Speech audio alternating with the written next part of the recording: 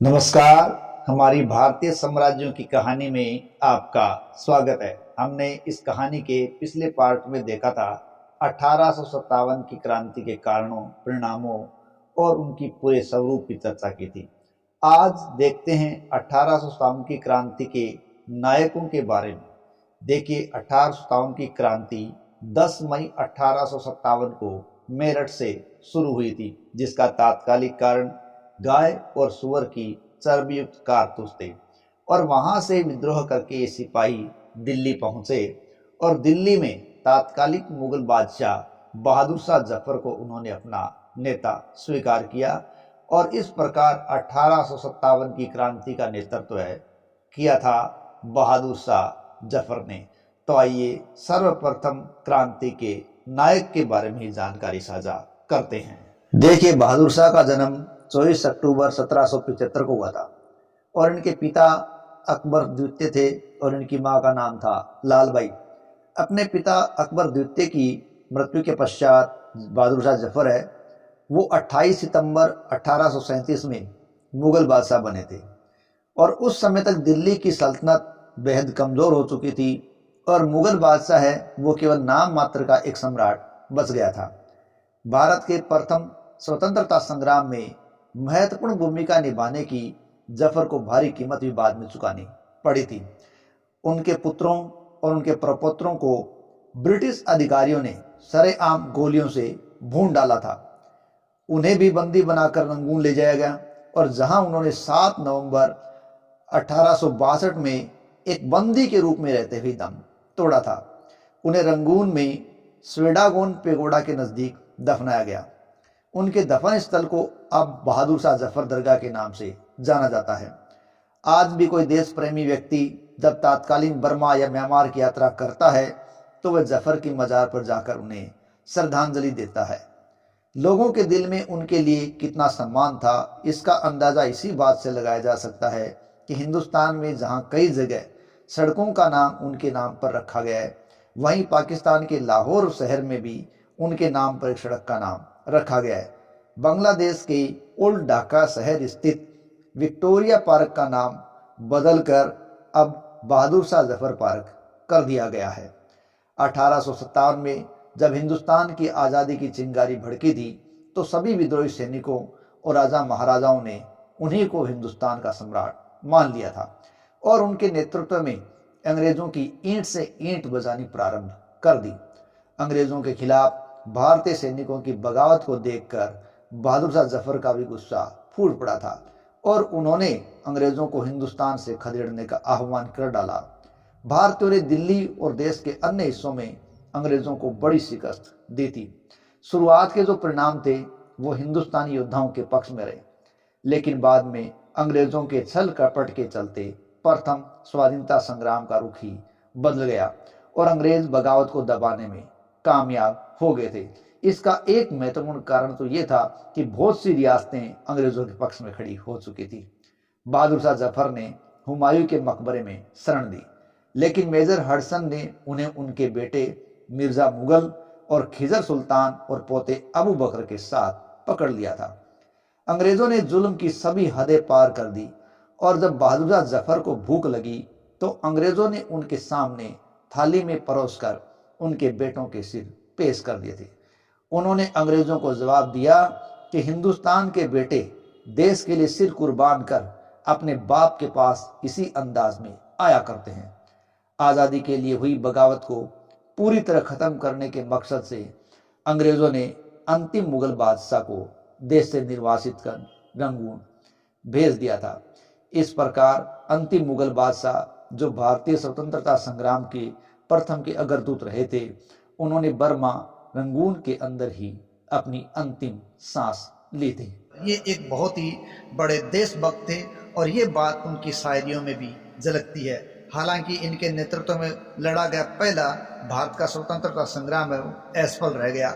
इसके पीछे एक मूल कारण ये भी था कि ये वृद्धावस्था को प्राप्त हो चुके थे और काफ़ी बुजुर्ग स्थिति में थे, इसलिए क्रांति का ढंग से नेतृत्व नहीं कर पाए। लेकिन ये थे बड़े देशभक्त। मेजर हडसन पकड़ने पहुंचा तब बहादुर शाह जफर अपने बेटों पोतों के साथ वहां छुपा हुआ था। तब मेजर हडसन ने कुछ ऐसी बात बादशाह जफर को कही थी कि वो एक देशभक्ति की बड़ी लाइन बनी थी, क्योंकि मेजर हडसन है वो उर्दू का थोड़ा ज्ञान रखते थे। तो उन्होंने बहादुर शाह जफर से कहा, दमदमे में दम नहीं है, खैर मांगो जान की, ए जफर पर ठंडी हुई अब तेग हिंदुस्तान की। लेकिन बहादुर शाह जफर मातृभूमि से प्रेम करने वाले शख्स थे। उन्होंने हडसन की बात का जवाब इस प्रकार दिया, गाजियों में बू रहेगी जब तलक ईमान की, तख्ते लंदन तक चलेगी तेग हिंदुस्तान की। इस प्रकार का जवाब उन्होंने हडसन को दिया था। लेकिन बाद में इस क्रांति के दौरान ही उनके पुत्र, उनके पोतों को उनके सामने ही गोली मार दी गई और बहादुर शाह जफर को पकड़कर रंगून ले जाया गया। लेकिन वहाँ भी उनकी लेखनी में उनका मातृभूमि के लिए प्रेम झलक रहा था।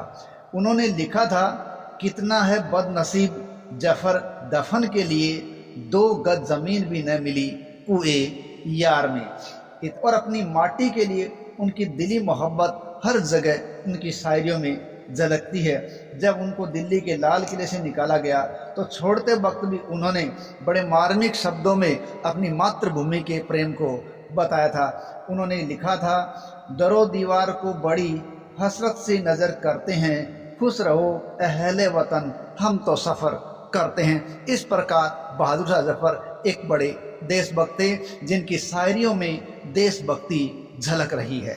क्रांति की नेतृत्व करने वाले बहादुर शाह जफर के पश्चात अब जानते हैं क्रांति के अन्य नायकों के बारे में। चमक उठी सन 57 में वह तलवार पुरानी थी, बुंदेले हर बोलों के मुँह है हमने सुनी कहानी थी, खूब लड़ी मर्दानी वह तो झांसी वाली रानी थी। हिंदुस्तान का शायद ही कोई शख्स हो जिसने सुभद्रा कुमारी चौहान की ये पंक्तियां नहीं सुनी हो।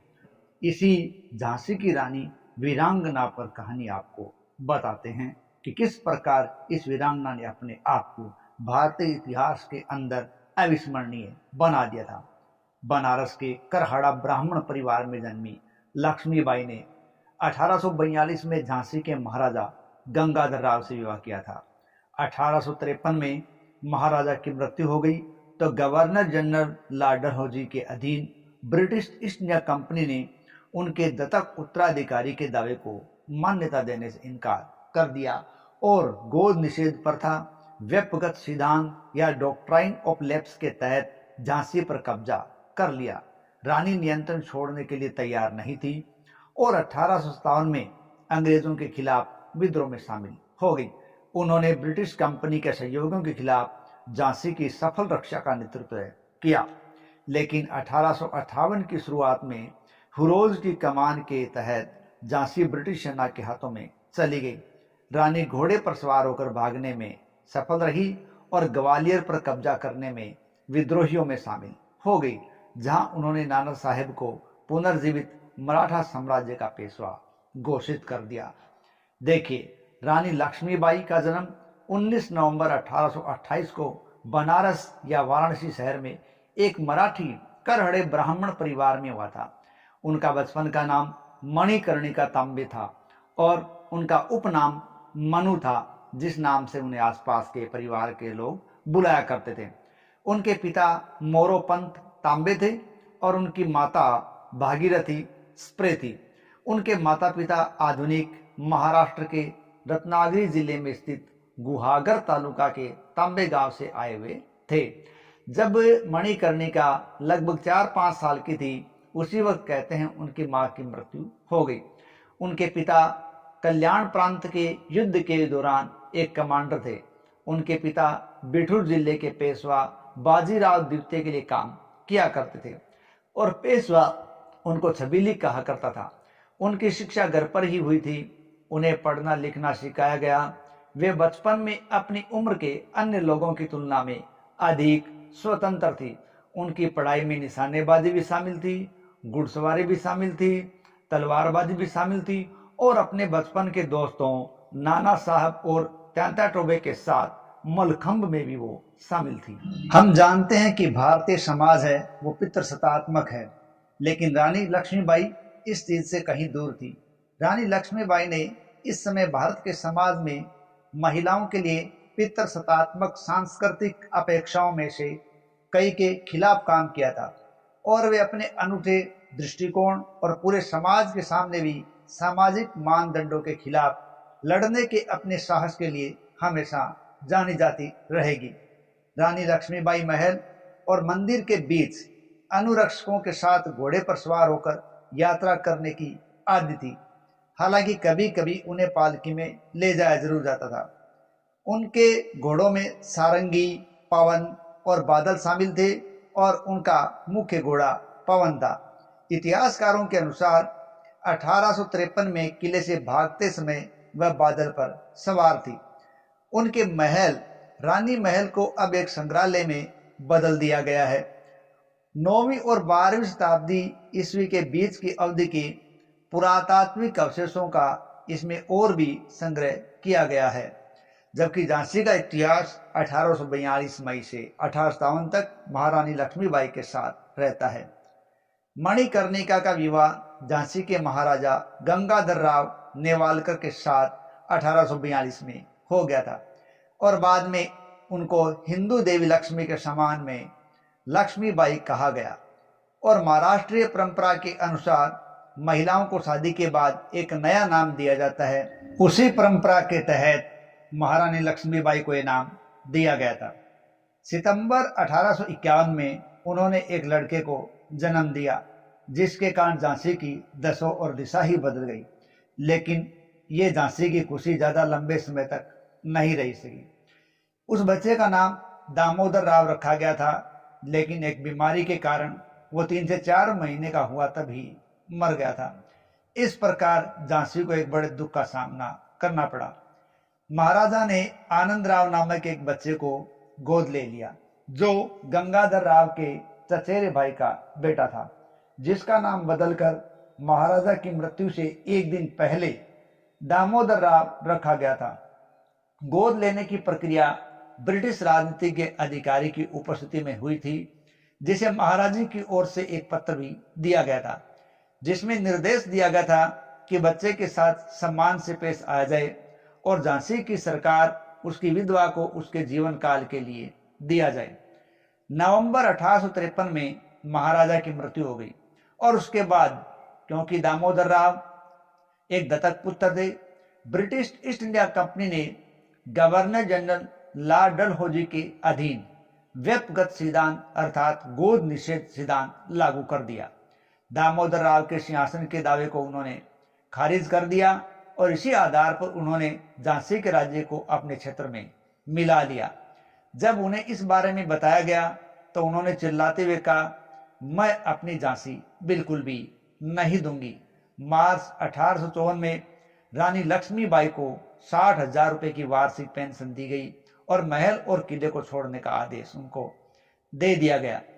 विष्णु भट्ट गोडसे के अनुसार ये देखें तो रानी नाश्ते से पहले भारोत्तोलन, कुश्ती और स्टीपल चेजिंग का अभ्यास किया करती थी। एक बुद्धिमान और साधारण कपड़े पहनने वाली महिला, वह एक व्यवसायिक तरीके से शासन किया करती थी। 10 मई 1857 को मेरठ में भारतीय विद्रोह हो चुका था। जब विद्रोह की खबर झांसी पहुंची तो रानी ने ब्रिटिश राजनीतिज्ञ अधिकारी कैप्टन अलेक्जेंडर स्किन से अपनी सुरक्षा के लिए सशस्त्र पुरुषों की एक टुकड़ी जुटाने की अनुमति मांग ली और स्किन इस बात पर सहमत हो गए थे।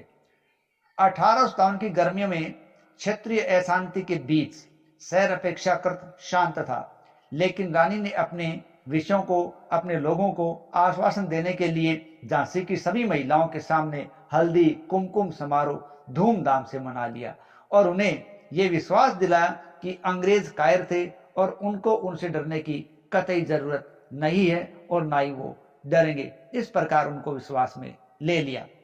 परंपरा के अनुसार उन्होंने दामोदर राव को अपनी पीठ पर बिठाया और वह अपने घोड़े बादल पर सवार होकर किले से कूद पड़ी। वे बच गए, लेकिन घोड़ा मारा गया। रानी अपने बेटे के साथ रात में ही पहरादारों से घिरी हुई वहां से बच निकलने में कामयाब हो गई और इसी रक्षा में योद्धा खुदा बख्श बसारत अली, जो कमांडर थे, गुलाम गोश खान, दोस्त खान, लाला भाऊ बख्शी, मोतीबाई, सुंदर मुंदर, काशीबाई, दीवान रघुनाथ सिंह और दीवान जवाहर सिंह आदि शामिल थे। ये सब रानी के रक्षक थे।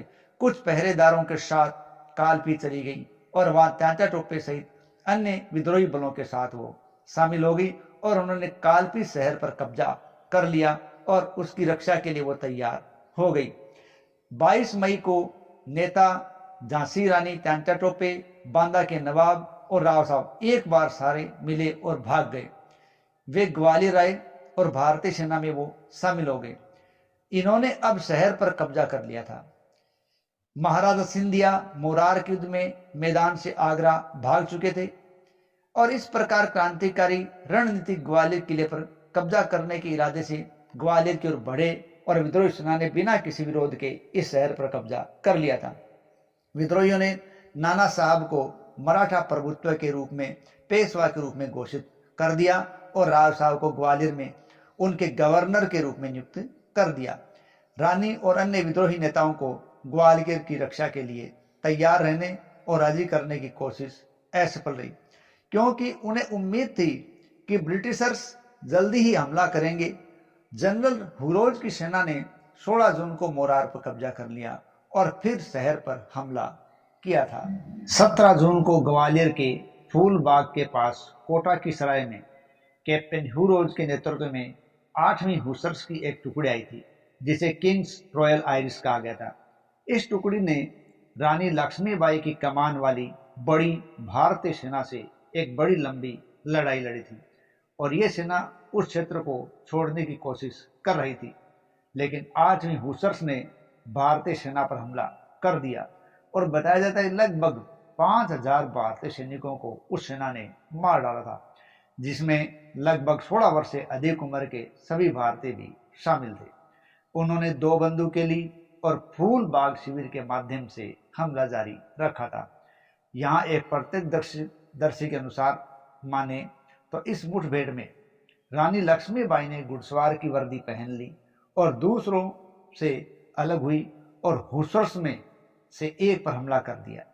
वह घोड़े से गिर गई, घायल हो गई। संभवतः उसकी कृपाण से वो घायल हुई थी। कुछ समय बाद जब वह सड़क के किनारे खूद से लथपथ बैठी थी, उसने सैनिक को पहचान लिया और उस पर पिस्तौल से गोली चला दी, जिसके बाद उसने युवती को अपनी कार्बाइन से मार गिराया था। लेकिन एक अन्य परंपरा बताती है कि झांसी की रानी लक्ष्मीबाई घुड़सवार सेना की वर्दी में थी और बुरी तरीके से वो घायल हो गई थी और वो कदापि नहीं चाहती थी कि अंग्रेज उसको पकड़ ले और उसके शव को कब्जे में कर ले। इसलिए उन्होंने एक साधु को शव जलाने के लिए कह दिया, तो उनकी मृत्यु के पश्चात कुछ स्थानीय लोगों ने उनके शव का अंतिम संस्कार कर दिया था। इस घटना के कहते हैं 3 दिन बाद अंग्रेजों ने ग्वालियर शहर पर पूरी तरीके से कब्जा कर लिया था और इस युद्ध की टिप्पणी में हुरोज कहता है कि रानी लक्ष्मीबाई सुंदर, चतुर और सुंदर है और वह सभी भारतीय नेताओं में सबसे खतरनाक है। इस प्रकार ब्रिटिश के नेतृत्व में वो जैसी भी हो, उसने जैसी भी गलतियां की हो, जैसा भी उनका मुकाबला किया हो, लेकिन रानी लक्ष्मीबाई के देशवासी उसे हमेशा याद रखेंगे कि दुर्व्यवहार के कारण उन्हें विद्रोह करना पड़ा और अपने देश के लिए जी और मरी और हम भारत के लिए उनके योगदान को कभी भी भुला नहीं सकते। तो इस प्रकार झांसी की रानी लक्ष्मीबाई ने अपनी अस्मिता, अपनी स्वतंत्रता को बचाए रखने के लिए अंग्रेजों के सामने कभी भी घुटने नहीं टेके और अंग्रेजों को हर संभव प्रयास किया टक्कर देने का। इस वीरांगना को भारतीय इतिहास में बड़ा ही प्रमुख स्थान दिया गया है, जिसके वो लायक भी है और इसकी याद में भारत में कई जगहों पर लक्ष्मीबाई की मूर्तियां स्थापित की गई है, जिनमें उन्हें और उनके बेटे को उनकी पीठ पर बंधे हुए दिखाया गया है। ग्वालियर में राष्ट्रीय शारीरिक शिक्षा विश्वविद्यालय है, जिसका नाम लक्ष्मीबाई है। तिरुवनंतपुरम में लक्ष्मीबाई राष्ट्रीय शारीरिक शिक्षा महाविद्यालय है। झांसी में महारानी लक्ष्मीबाई मेडिकल कॉलेज में उनका नाम ही है। झांसी में रानी लक्ष्मीबाई केंद्रीय कृषि विश्वविद्यालय की स्थापना भी की गई है। रानी झांसी समुद्री राष्ट्रीय उद्यान बंगाल की खाड़ी में है, अंडमान निकोबार द्वीप समूह में स्थित है। इस प्रकार झांसी रानी को प्रमुख सम्मान दिया गया। साथ ही साथ भारतीय राष्ट्रीय सेना की एक महिला इकाई को झांसी रानी रेजिमेंट भी नाम दिया गया था, ताकि 1857 की क्रांति के दौरान जो योगदान महारानी लक्ष्मीबाई ने दिया था, उस योगदान को चिरस्थायी बना जा सके और साथ ही साथ भावी पीढ़ी को उसके कार्यों से प्रेरणा मिलती रहे और भारत की स्वतंत्रता के लिए जो प्रयास उन्होंने किया था उस प्रयास के लिए वो हमेशा अजर अमर रहेगी और हिंदुस्तान के हर इंसान के जबान से ये सदा निकलती रहेगी। बूंदेले हर बोलों के मुंह है, हमने सुनी कहानी थी, खूब लड़ी मर्दानी, वो तो झांसी वाली रानी थी, वो तो झांसी वाली रानी थी। भारतीय साम्राज्यों की कहानी के इस पार्ट में 18 सतावन की क्रांति के इन्हीं नायकों के साथ आज की कथा समाप्त करते हैं। अगले पार्ट में जानेंगे 1857 की क्रांति के अन्य नायकों के बारे में। तब तक के लिए जय हिंद, जय भारत।